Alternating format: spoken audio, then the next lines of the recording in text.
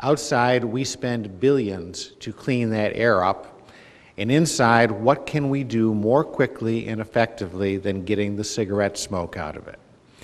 I propose that we pass this year one of the single biggest things we can do to improve our health and leave our state with a healthier environment, and that is a workplace smoking ban in the state of Tennessee.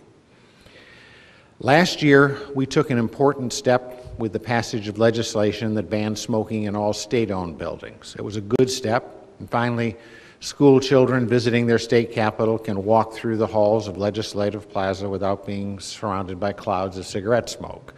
State workers can go about their business without risking their health. It was a good step, but it's time to take the next ones. It's not enough. Every Tennessean deserves, frankly, every one of us, I think, has the right to go to work, to earn a paycheck, to eat a meal, to provide for our families without risking our health in the process. No one should have to choose between their personal livelihood and their health. All workers have the right to breathe clean air. I don't need to tell you in this room any of the dangers of smoking. Last year, former Surgeon General Richard Carmona painted a picture of just how harmful even secondhand smoke can be. According to his report on involuntary exposure to tobacco smoke, non-smokers exposed to secondhand smoke increased their risk of developing heart disease by a quarter, by 25%, of developing lung cancer by 20%. Additionally, among children and infants, secondhand smoke is a known cause of SID, sudden infant death syndrome. It's a known cause of respiratory problems. It's a known cause of ear infections and asthma attacks. If we're going to uphold our commitment to Tennessee's kids, we need to go all the way on this. We put a lot of resources and energy into our kids' education and safety and health, and it makes no sense to sabotage ourselves by ignoring this very clear and preventable danger.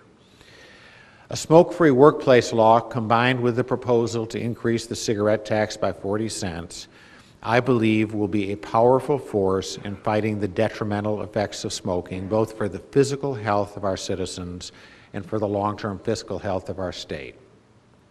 A little bit of perspective. Studies have shown that use of tobacco by Tennessee smokers, not even counting the effects to secondhand smoke, adds up to $2 billion in health costs every year, including more than $600 million in TennCare alone.